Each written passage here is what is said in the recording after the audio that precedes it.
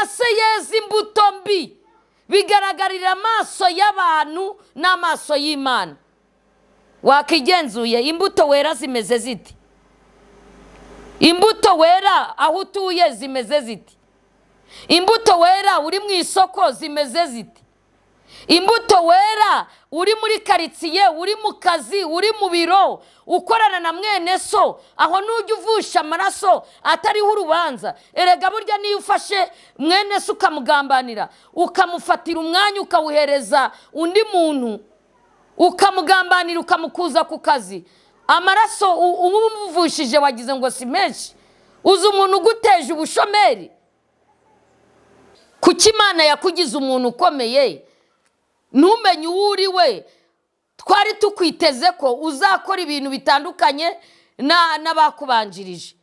Twabonye uje muri korari tugira ngo uzaba igisubizo cyacu, tugira ngo uzakora ibitandukanye n'ibyo bakubanjirije. Ahubwo uhageze ukora ibizira biruta ibyo abambere bakoze. Ahubwo uhageze ibinyoma bigwira muri korari. Ahubwo uhageze ibinyoma bigwira mu bakristo. Kandi wa mushumba wa mupastor wa muvuga butumwa we tukibona ugihagarara kuri mpimbara ugiye kuvuga ubutumwa, twari tuzi yuko uzagira itandukaniro n'abandi bavuga butumwa batuye mu Rwanda cyangwa batuye Bugande cyangwa batuye muri Amerika cyangwa batuye muri Malawi cyangwa se mu bindi bihugu bitandukanye. Twari tukwiteze mu mumaro, ariko natangaye cyane. Imana yababajwe nuko Manase nta kintu yamariye Imana n'abantu. Ndabaramukije mu izina rya Yesu abantu bose batuye muri iyi si, abatuye mu Rwanda, muri Kongo, mu Bugande, mu Burundi, Tanzania na Kenya n'ibindi bihugu bidukikije, Amerika, mu Bufaransa no mu Bubiligi. Ndabaramukije mu izina rya Yesu abantu bose batuye isi. Ngarutse kubabwira ijambo ry'Imana Imana yashyize ku mutima. Reka tumanze dusenga Imana. Mwami Yesu, Imana ishobora byose, Imana ifite ubutware n'ubushobozi, ndakwinginze muri aka kanya uzubane nanjye, kandi ijambo ryawe ngiye kuvuga ntaba ari njyewe ahubwo ari wowe wivugira.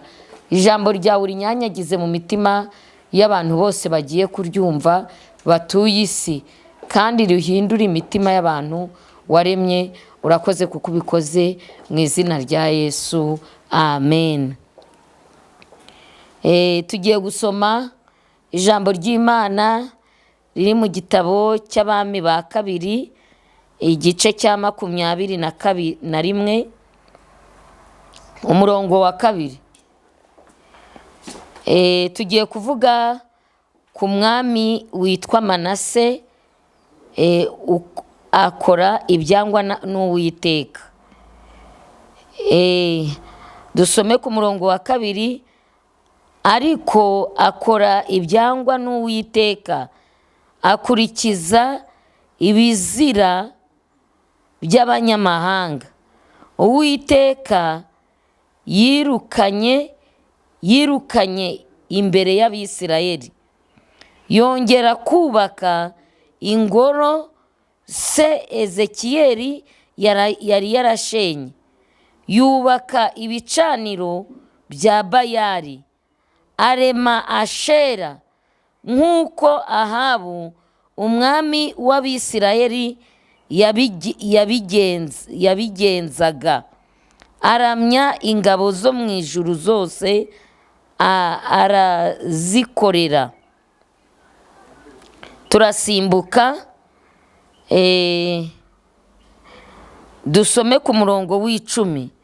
Bukeye Uwiteka avugira mu bagaragu be b'abahanuzi ati, ubwo Manase umwami w'Abayuda yakoze ibizira agakora ibibi biruta iby'Abamori bamubanjirije bakoze byose, akononesha Abayuda ibishushanyo bye bisengwa nicyo gituma Uwiteka Imana ya Isirayeli ivuze iti dore ngiye guteza i Yerusalemu n'i Buyuda ibyago bikomeye bituma ubyumvishe wese yumva amatwi avugamo injereri. Imana nidutabare.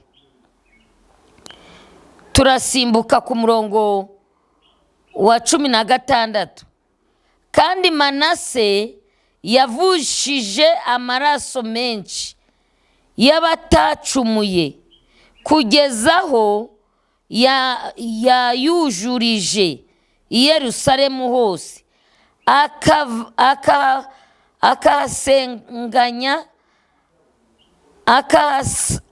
akahasanganya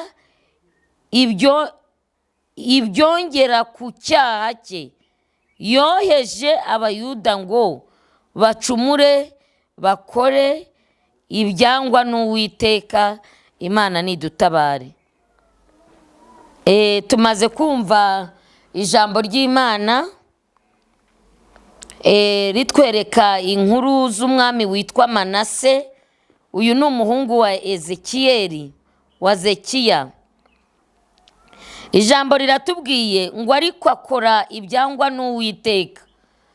Uyu muntu witwa Manase, uyu mwami Manase yamaze kwima ingoma, noneho arangije akora ibyangwa n'Uwiteka.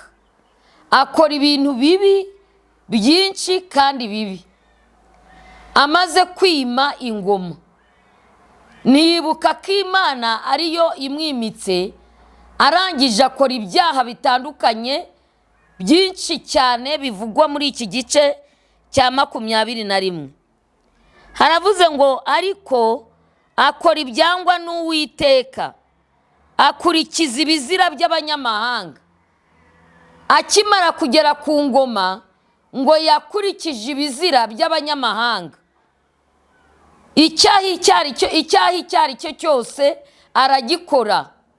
Kubeshya arabeshya, gutukana aratukana, kurwana ararwana, umujinya arawugira, kwicana aricana, agira ubugome butandukanye, agira amagambo, agira uburaya, agira ibyaha bitandukanye. Nubwo batabyanditse hano, ariko ngo akimara kwima ingoma yakoze ibyaha byinshi, yakoze ibintu Uwiteka yanga.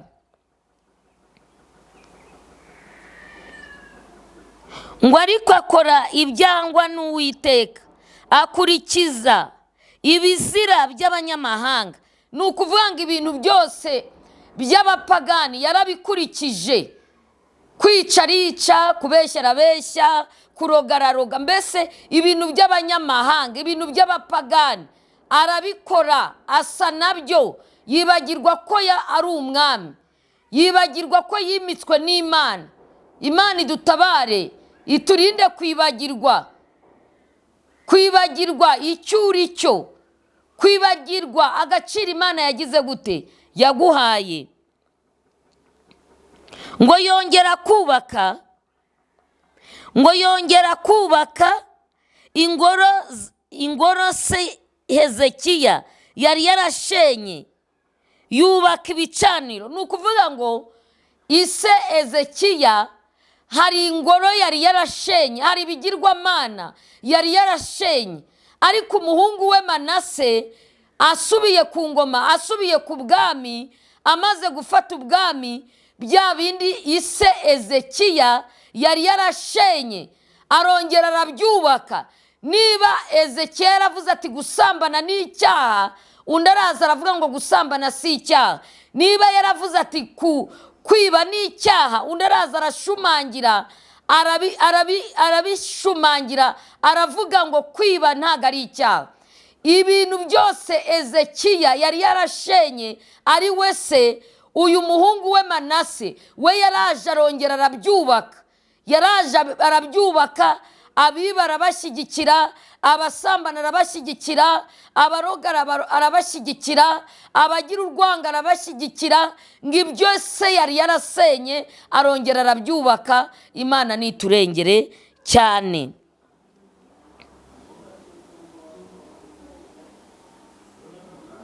arongera arabyubaka. Ingoro se Ezekiya yarashenye, yubaka ibicaniro. Ngo arongera yubaka ibicaniro bya Bayali, yongera yubaka ibigirwamana bya Bayali, yongera yubaka ibizira, arema Ashera. Ngo arema n'ikigirwamana Ashera, nk'uko Ahabu umwami w'Abisiraheli yabigenzaga. Aramya ingabo zo mu ijuru zose arazirokorera. Yubaka ibicaniro by'inzu y'Uwiteka yari yaravuzeho ati, Yerusalemu niho nzashyira izina ryanjye. Kandi yubakira ingabo zo mu ijuru zose ibicaniro mu bikari byombi by'inzu y'Uwiteka.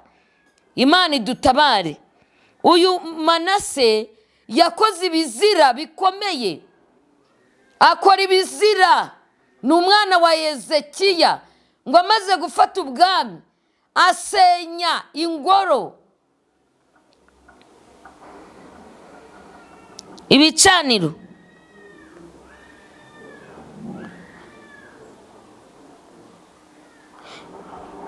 Ngo yongera kubaka ingoro se yari yarasenye. Ni ukuvuga ngo hari ibintu ise Ezekiya yari yarakoze, arangije abona ari ibizira, arabisenya abikuraho. Ariko umuhungu we ageze ku ngoma arongera arabyubaka, arongera abishyiraho, arongera ashyigikira ibinyoma, arongera ashyigikira uburyarya, arongera ashyigikira indaya. Ibizira byose ise yari yarashenye, umuhungu we Manase aje arongera arabyubaka. Imana nidutabare. Ni agahinda gasaze kuba Imana yakugiriye icyizere ikakwimika, ikaguha agakiza, wagera mu nzu y'Imana ukabura itandukaniro n'abapagani, ukabura itandukaniro n'abantu badakijijwe. Umuntu yakureba akagira ngo urakijijwe, ariko Imana yo yakwitegereza igasanga wasubiye kongera kubaka ibizira, kubaka ibizira mu mutima wawe, kongera kubishyiramo. Ku murongo w'10 haravuze ngo, bukeye Uwiteka avugira mu bagaragu be b'abahanuzi ati, ubwo Manase umwami w'Abayuda akoze ibizira, agakora ibibi biruta iby'Abamori bamubanjirije bakoze. Ni ukuvuga ngo Manase yakoze ibizira byinshi kurusha Abamori ibyo bakoze byose. Akononesha Abayuda, atuma Abayuda ibishushanyo bye bisengwa. Nicyo gituma Uwiteka Imana ya Isirayeli ivuze iti, dore ngiye kuguteza i Yerusalemu n'i Buyuda ibyago bikomeye, bituma ubyumvise wese yumva amatwi avugamo injereri. Imana yarababaye ibonye ibintu Manase arimo gukora. Hari abantu batuye muri iyi si, hari abantu batuye mu Rwanda, hari abantu batuye mu bihugu bitandukanye bakora ibizira bameze nka Manase, ariko ngo Imana irabibasiye, igiye gukora ikintu gikomeye. Banze kumva, banze kwihana, banze kwisubiraho, bakoze ibizira uko babishoboye. Na n'iyi saha ntabwo bari babireka, nta nubwo bari barekeraho. Mwumve igihano bagiye guhura nacyo, nk'uko Manase nawe yahuye n'iki gihano.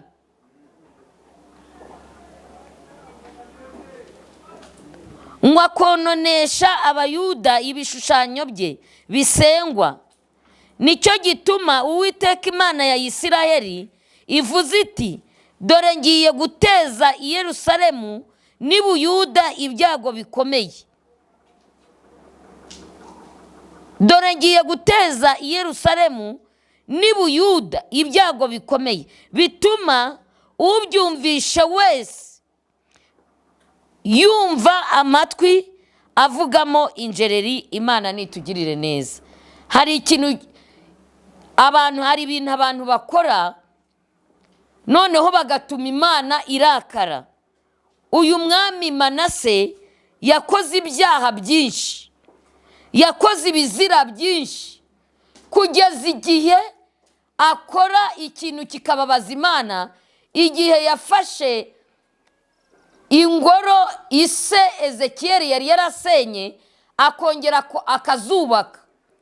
Ibintu Ezekiyeli yari yaranze, ibintu Ezekiya yari yarakuyeho, umuhungu we ageze ku ngoma y'ubwami we yaraje arongera abisubizaho. Ibizira ise yari yaranze yaraje arongera abisubizaho. Aravuga ati kwiba si bibi, gusambana si bibi, gutukana si bibi, gukuramo inda si bibi. Mbese ngo akora ibizira bikomeye. Uyu mwami Manase yakoze ibizira bikomeye. N'agahinda gasaze kuba Imana yarakugiriye icyizere ikakugira umuntu ukomeye, ikakugira umuntu ukomeye, kandi umuntu wese yakureba akavuga ati uyu muntu Imana yamugize ukomeye. Ariko mu kukugira ukomeye ugakora ibizira bitandukanye n'ukuri. Manase yakoze ibizira. Nasomye kino gice cya 21 cyose. Abantu barimo kunkurikira uze kugira umwete wo gusoma kino gice cyose cya 21, wumve ibintu Manase yakoze. Yakoze ibintu bibi bibabaje Imana, bibabaje Imana. Noneho kugeza igihe Uwiteka yatumye abahanuzi akababwira ati ubwo Manase umwami w'Abayuda, ubwo Manase w'Abayuda akoze ibizira agakora ibibi biruta ibyo Abamori bamubanjirije bakoze. Reka Manase mugereranye n'abapasitoro cyangwa se mugereranye n'umushumba runaka. Imana ikakwimika ikakugira umushumba, Imana ikakwimika ikakugira pasiteri, Imana ikakwimika ikakugira umuvugabutumwa cyangwa umuririmbyi cyangwa umuhanuzi. Ariko wamara kugera muri wa murimo, aho kugira ngo ukore ibyiza ugakora ibibi, ugakora ibizira kurusha ba bandi bakumanjirije. Nyamara Imana yari yiteze ko nujya ku ngoma, wa mushumba we, wa mupasiteri we ugereranwa na Manase, uzagira ukuri. Uzagira ukuri ugatandukana n'abandi bagore, uzagira ukuri ugatandukana n'abandi bagabo, uzagira ukuri ugatandukana n'abandi bakobwa. Wa musore we, Imana yari izi ko nubu umuhanuzi mu gihugu uzatandukana n'abahanuzi b'ibinyoma birwa babeshya, batuburira abantu, basaba amafaranga, bavuga ngo Imana iravuze. Imana yari izi ko nimara kukwimika ikakugira umuhanuzi witwa runaka. Turabona izina Manase, wowe ufite iryawe, yari igufitiye, yari izi ko uzaba uw'umumaro, yari izi ko uzagira itandukaniro n'abandi bahanuzi bo muri iki gihugu. Hanyuma ugezeho urangije ukora ibibi birushije abakubanjirije, ukora ibibi n'ibyo so Ezekiya yaziruye yakuyeho ubisubizaho, n'ibyo iso Ezekiya yasenye urongera urabyubaka, urongera wubaka umusingi wo kubeshya, wubaka kubeshya, urabyubaka, ukahanura ubeshya, ukayobora abandi ubeshya, ukavuga ubutumwa uri umujura, ukavuga ubutumwa wararoze ngo nuko Manase akora icyaha gikomeye, afata ingoro ise Ezekiya yasenye ngo arongera arazubaka. Imana nidutabare. Nagira ngo nkubwire, Imana irababaye kandi irarakaye. Byarangiye Imana itumye abahanuzi ngo bagende babwire uyu mugabo witwa Manase, bamubwire uko Uwiteka avuze. Reka mabasomere. Ubwo Manase umwami w'Abayuda akoze ibi bizira agakora ibibi biruta iby'Abamoni bamubanjirije bakoze byose, akononesha Abayuda ibishushanyo bye. Mbese akavuga ngo akononesha, agatuma abakristo basubira inyuma kubera ibishushanyo bye bisengwa. Nicyo gituma Uwiteka Imana ya Isiraheli ivuze iti, dore ngiye guteza i Yerusalemu. Hari ikintu Imana igiye gukora, igiye gukora i Yerusalemu. Reka tuhite ino si dutuyemo. Hari ikintu Imana igiye gukora mu gihugu utuyemo, mu gihugu ntuyemo, bimenyekane ko ari Imana ihanyuze. Uwiteka Imana ya Isiraheli ivuze iti, dore ngiye guteza i Yerusalemu y'i Buyuda ibyago bikomeye. Imana yambwiye ngo igiye guteza ibyago bikomeye bituma ubyumvishe wese, umuntu ubyumvishe wese yumva amatwi avugamo injereri. Ndagira ngo mbabwire, wowe wa muntu we ugihumeka umwuka w'abazima, hari ibintu bigiye kumvikanira mu matwi yawe bimeze nk'injereri. Hari ibyago Imana imanuye mu isi, hari ibintu bikomeye Imana yohereje mu isi, kandi wowe muntu waremwe n'Imana ugihumeka umwuka w'abazima, ibi bintu ugiye kubyumva mu matwi yawe ngo bizaba bimeze nk'injereri, bizaba bimeze nk'injereri. Uba ukomeye, ube woroheje, uba uciye bugufi, amatwi yawe agiye kumva ibintu, ugiye kumva ibintu bikomeye, amatwi yawe acuramo injereri. Kubera iki? Hano mu gihugu dutuye, reka mvuge mu gihugu cyacu cy'u Rwanda, reka mvuge mu bindi bihugu dutandukanye, yaba muri Kongo, yaba i Bugande, yaba muri Kenya, yaba Tanzania, yaba mu Bubiligi, yaba mu Bufaransa, mu bihugu mbashije kuvuga, yaba muri Amerika, yaba mu bihugu bitandukanye, mu bihugu bigize isi, hari ikintu kigiye kuba kugira ngo umwana w'umuntu abyumve, amatwi ye acura injereri. Kubera iki ibyo bintu bigiye kuba? Hari abantu batuye muri ibi bihugu tuvuze bitandukanye, bagereranywa na Manase, bakoze ibizira, bakoze ibyaha bitandukanye. Hano hepfo ijambo riravuze ngo Manase yakoze icyaha cyo kuvusha amaraso atariho ibicumuro. Uyu mugabo Manase yakoze ibyaha byinshi, agera mu rwego rwo kuvusha amaraso. Kuri 16 mwumva uko avuga ngo, kandi Manase yavushije amaraso menshi y'abatacumuye.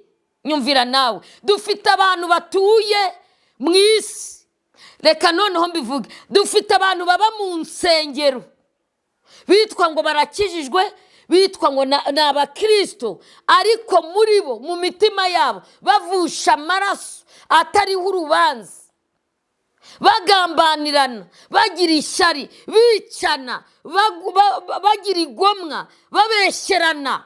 Ukavusha amaraso atariho urubanza, ukabeshyera umuntu, ikinyoma ukacyubaka kikuzura, ukagisakara bikemera, warangiza ukicara uti nanjye ni umukristo, nzajya mu ijuru. Uyu mugabo Manase, uyu mwana cyangwa se uyu mugabo Manase abyarwa na Ezekiya. Ezekiya amaze gutanga, umuhungu we yahise afata ingoma aba umwami. Ariko amaze kuba umwami ntiyamenya ko abonye icyubahiro, ntiyamenya ko Imana ari imwimitse. Aho kugira ngo akore ibyo Imana ishaka, akora ibizira byinshi. Natangaye, nasomye kino gice cya 21 cyose. Ndabinginze bantu muri bubone kano ka video, mumbabarire musome kino gice cyose. Nawe undebera ibintu Ezekiya yakoze, undebera ibintu Manase yakoze ibizira byinshi cyane, kugeza ubwo avusha amaraso atariho urubanza. Imana nidutabare. Kuki Imana yakugize umuntu ukomeye ntumenye uwo uri we? Twari tukwiteze ko uzakora ibintu bitandukanye n'abakubanjirije. Twabonye uje muri korari tugira ngo uzaba igisubizo cyacu, tugira ngo uzakora ibitandukanye n'ibyo bakubanjirije. Ahubwo uhageze ukora ibizira biruta ibyo abambere bakoze. Ahubwo uhageze ibinyoma bigwira muri korari. Ahubwo uhageze ibinyoma bigwira mu bakristo. Kandi wa mushumba, wa mupastor, wa muvugabutumwa we, tukibona ugihagarara kuri mpimbara ugiye kuvuga ubutumwa, twari tuzi yuko uzagira itandukaniro n'abandi bavugabutumwa batuye mu Rwanda, cyangwa batuye i Bugande, cyangwa batuye muri Amerika, cyangwa batuye muri Malawi, cyangwa se mu bindi bihugu bitandukanye. Twari tukwiteze mu mumaro. Ariko natangaye cyane, Imana yababajwe nuko Manase nta kintu yamariye Imana n'abantu. Birababaje cyane. Igenzura urebe, ntago wabugereranwa na Manase wa mugabo we, ntago wabugereranwa n'uyu mwami Manase wageze ku ngoma agakora ibizira byinshi cyane, agakora ibizira. Noneho ikintu kibabaje, yageze ku ngoma asanga ise Ezekiya hari ibigirwamana yashenye, hari ibintu yasenye, hari za Bayali n'ibindi byose yari yarakuyeho. Arangije agarutse, umuhungu we yimye ingoma, ahita bya bindi se yashenye, ahita yubaka izindi ngoro z'ibigirwamana, ibishushanyo za Shera, ibyose abikubitaho arabigarura. Mu yandi magambo, niba yari yaravuze ati gusambana ni ikizira, gutingana ni icyaha, noneho ngo nawe ahita avuga ati abagabo ku bagabo ni sawa, abagore ku bagore ni sawa, abakobwa ku bakobwa ni sawa. Ibizira byose ngo arabigarura. Uyu mwami Manase Imana yaramurakariye, kandi birangira ahanwe igihano gikomeye. Nuko Imana igambirira kuzana ibintu bikomeye ibisuka mu isi, ngo nuko ababyumvishe bose babyumvishije n'amatwi yabo, ngo amatwi yabo acura injereri. Ndagira ngo mbwire abantu badukurikiye batuye isi, reka mbabwire, mwehe kwizera amahoro, kandi nta mahoro ahari. Amahoro ntayo. Uti se kubera iki amahoro ntayo? Mukabutera wabikuye? Niko Imana irimo kumbwira. Amahoro ntayo. Uti kubera iki? Nuko hano muri iyi si dutuyemo, cyangwa se mu gihugu ntuyemo, cyangwa se mu bihugu bidukikije, aho dutemberera, aho tujya, nuko ibizira birushijeho kuba byinshi. Umugabo ntamenya ko ari umugabo, umugore ntamenya ko ari umugore, umubyeyi ntabwo akimenya ko ari umubyeyi, umukobwa ntakimenya ko ari umukobwa, umusore nawe ntakimenya ko ari umukobwa. Ibizira byaramanutse, ibizira bigwiriye muri iyi si dutuyemo. Uritegereza ukareba umugabo uzi wari ufite ubwenge, wiyubashye, uzi wakoreraga Imana, uzi waririmba, ukabona ejo ngo ukajya kumva ngo yafashe umwana w'imyaka 6. Nawe unyumvire, umva ibizira bimeze nk'ibya Manase. Kandi uwo mugabo wafashe umwana w'imyaka 6 abyaye 7. ibizira. Wajya kumva, wajya kubona, ukabona umubyeyi ubyaye 7, umubyeyi ubyaye 8, ukabona yambaye ubusa pe, ukabona yambaye ubusa, abakwe n'abakazana bamureba rwose ntacyo bimubwiye. Nawe urandebere, ubwo se urambwira ngo njyeho mbabwire ngo dufite amahoro yayi, kandi bizira bikomeze kugwira hano mu isi, bitumye Imana irakara.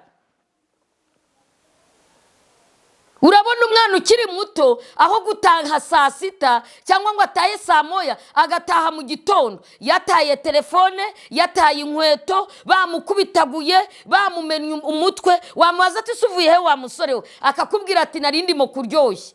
Mwebwe ntago mubona ko ibizira byatuziye bimeze nk'ibyo Manase yakoze? Mwaje tukisubiraho, mwaje tukarira tugatakamba, tukabwira Imana ko twisubiyeho. Ibi byaha birimo kuboneka impande zitandukanye. Ukabona umwana akoze ubukwe mu kwezi kumwe, ukajya kumva ngo yakoze divorce. Yamara kuvuga ngo akoze divorce, ntanagende ngo nibura aryame mu rugo ngo wenda sinzire. Satani akamubwira ati wiryama, ugomba kugaragaza ibizira byose.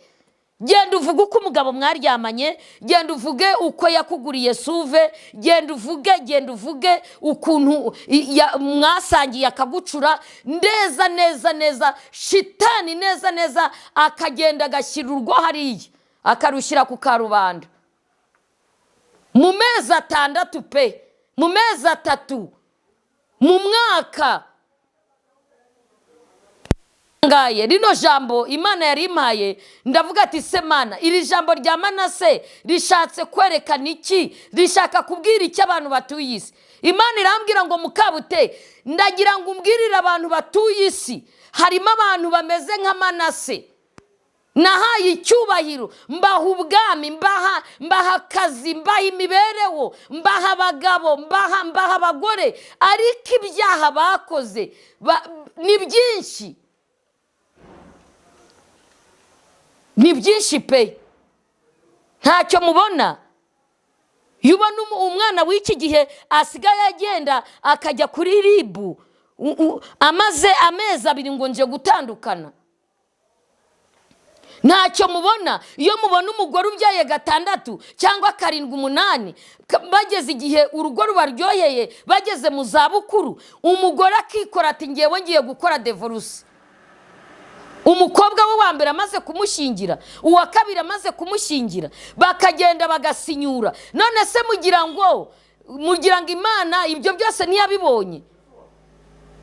Ngo Manase ageze kuri iyi ngoma ngo yakoze ibizira byinshi. Ndagira ngo mbabwire ko Imana ibabajwe n'abantu bitwa ba Manase, abantu bagereranwa na ba Manase, batuye muri iki gihugu cyacu, batuye muri Kongo, batuye muri Canada, batuye mu bihugu bitandukanye, bagereranwa n'uyu mugabo witwa Manase. Bakoze ibizira, Imana ije kubahana yihanukiriye.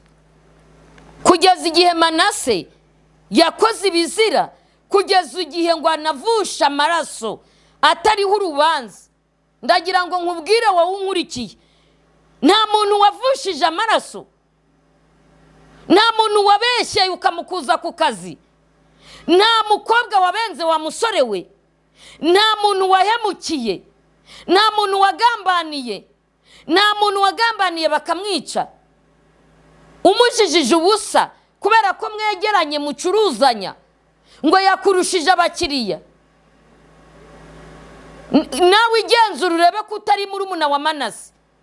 Igenzure. Imana yambwiye ngo hari abantu bagereranwa na Manase, bavusha amaraso atariho urubanza. Ugasanga uri umuririmbyi urimo guteranya umukomite ku wundi, ugasanga uri umuvugabutumwa ariko uzi gucabiranya, uzi kubeshya, urabeshyera mugenzi wawe nta n'ikintu agutwaye. Ukajya kumuyimbira ibinyoma ngo wabonye ahagararanye n'umuntu ngo baryamanye, kandi uragira ngo umusige ibara. kandi ntiyigeze aryamana n'uwo muntu. Wagarukiye aho ugeze. Ngiye gusenga Imana, nagira ngo mbaburire. Imana ibabajwe nuko yitegereza ikareba muri iyi si dutuye, igasanga ba Manase ni benshi kandi barushijeho gukora ibizira, barushijeho kugira amanyanga. Utise ko basenga bakaba bambaye amakositimu n'imisaraba, nyine bambaye amakositimu n'imisaraba, ariko ibyaha bakora,